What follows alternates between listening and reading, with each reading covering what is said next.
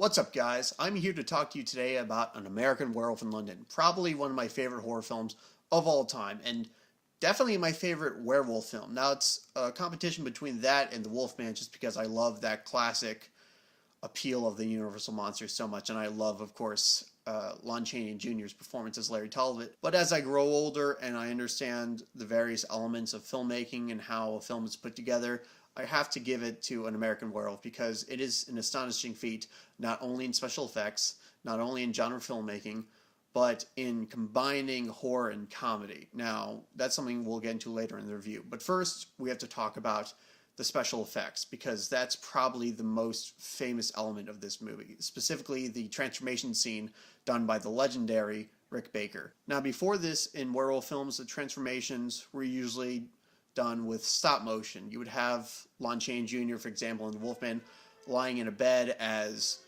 it would fade out, and gradually they would apply more and more werewolf makeup onto him. And there's a charm to that type of special effect, and honestly, I don't mind it. But this totally revolutionized that type of scene. I mean, it redefined what that scene could be. To have it in such clear view, and to emphasize the pain and torture one has to go through when undergoing this transformation, made me rethink what it would be like to be a werewolf. I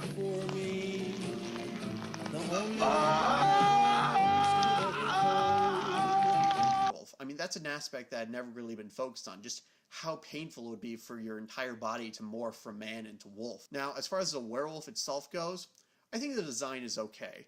I'm not a huge fan of the werewolf being like on all fours, which is something that John Landis, the writer-director, was really adamant about. Rick Baker wanted to go with a more human-like werewolf, like the Wolfman. But John Landis is the director, so he came out on top of that. Again, I think it's okay.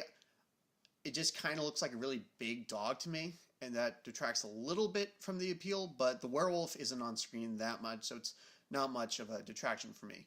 Now, the main thing I want to talk about here is, again, the fact that this is probably the best horror comedy that's ever been made. Now, when I say horror comedy, usually that leans to one or the other. It's either a comedy with horror elements or a horror movie with comedic elements. You have Shaun of the Dead, which is a very funny movie that uses horror cliches and plays jokes off them. It bounces off it, subverts tropes to create a comedic effect. Nobody's going to get scared of Shaun of the Dead.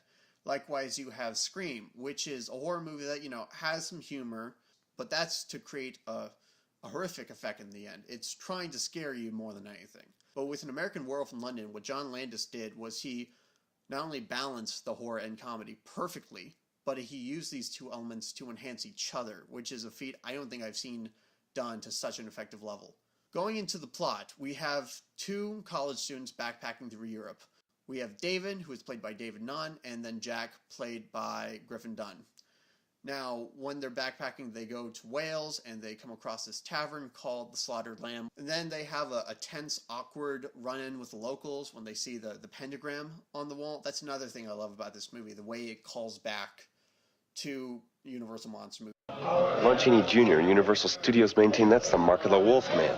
And then they're forced to sort of leave, and unfortunately for them, it is a full moon out, and they stray from the roads into the moors, and they fall victim to an attack by a werewolf. Jack is killed, David is maimed, and then David is taken to a hospital where he falls in love with a nurse, starts having these odd dreams, sort of like premonitions of things to come, and is even visited by Jack beyond the grave, who tells him that he is cursed to transform into a wolf every full moon.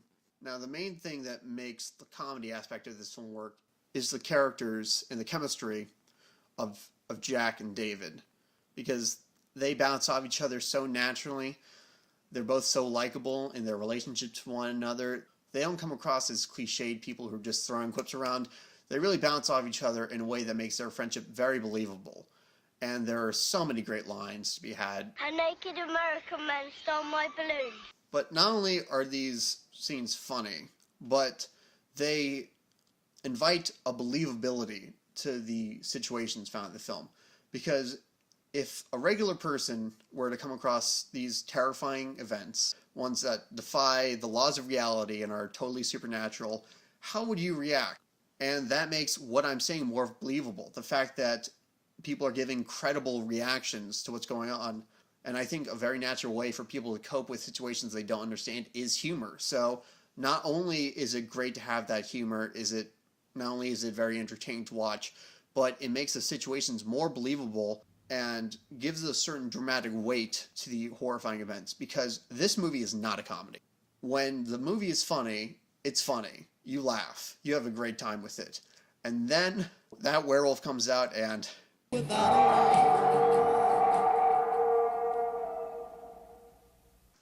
In fact, audiences back in 1981 went to see An American Werewolf in London expecting just another Animal House, since the director, John Landis, had just done Animal House. And the first 15 minutes into it, audiences were really enjoying it. They were laughing. And then when they saw that this was not just another Animal House, they started to leave the theater, they complained, and in fact, John Landis had a hard time getting this movie made because producers just couldn't understand what he was trying to do. They couldn't understand if this was a horror movie or a comedy, and John Landis refused to bend to the expectations they had and maintain the sort of balance that we see today. And the movie is just all the better for it. I can't imagine this movie being done any other way. There's also a real sense of tragedy here because David is played so naturally and believably by David Nunn, who really is a standout star in this. I didn't really notice until a couple of viewings how charismatic he is in this role, because there are two types of charismatic. There's the charismatic that calls attention to itself, something like what Johnny Depp does all the time. And then there's the more naturalistic charismatic, the type that you might see in your own daily life. I could imagine meeting David. I could imagine going to have a drink with David. I can imagine doing any sorts of things with David because I want him as my friend. And to see somebody that I feel so much affection for, that I feel such a connection to, fall victim to these horrifying circumstances, well, I think that's a very powerful way to handle this type of story. And then, of course, you have other great performances. I mean, Griffin Dunne as Jack, I mean, whoa. I've never seen a character in a horror movie that made me laugh so consistently without even threatening to cross into that line of annoying.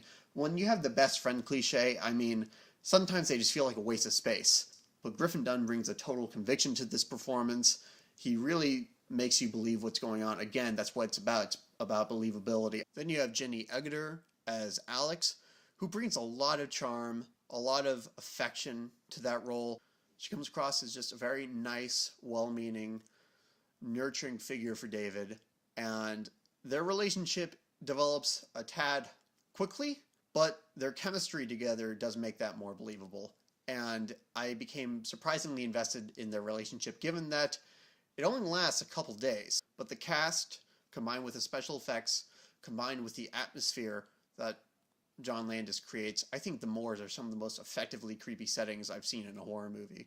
Just makes this such a standout entry in the genre of not only werewolf movies, but horror movies in general. You hear this often brought up as one of the great werewolf movies, but I think it rises above that pantheon. I think it's one of the all-time great 80s horror movies, and it's one of the movies I revisit most out of any other ones. Now, that being said, the movie is not perfect.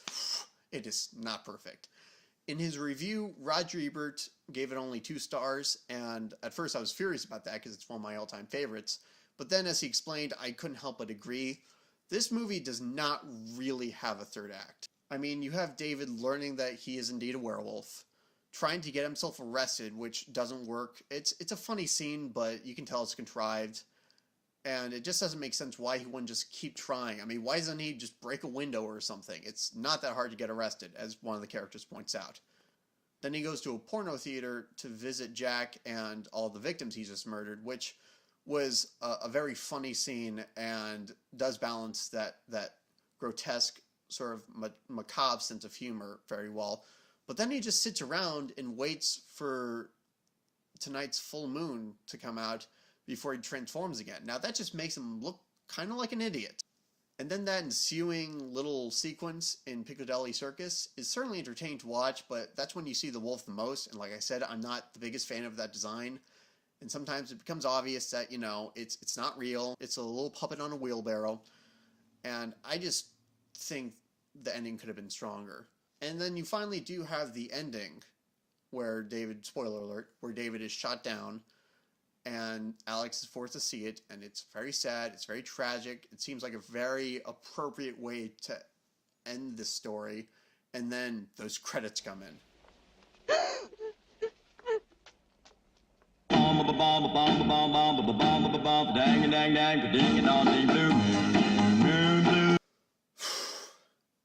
Now, I've said that the movie does a perfect job of balancing the horror and comedic aspects. This is one moment when it's not really true, because it kind of turns David's tragedy into a joke unto itself, which I entirely disagree with. But it's just the ending credits. It's more of a nitpick than anything, but it deserves mentioning. That being said, I still maintain that American Werewolf is one of my favorite horror movies of all time, if not just for the acting, the special effects, the atmosphere, some insanely terrifying sequences. If you're into werewolves, if you're into special effects extravaganzas, if you're into 80s horror, I recommend this movie entirely. If you haven't seen it, why haven't you? Go out, watch it. If you have seen it and you don't like it, go and tell me why in the comments so we can get that little discussion going. And tell me what your favorite werewolf movie is, because sometimes I hear The Howling, sometimes I hear Dog Soldiers, so there's a lot of great entries in this genre, and I want to hear your thoughts on it. If you like what you've seen here, go ahead and click that subscribe button for more content in the future.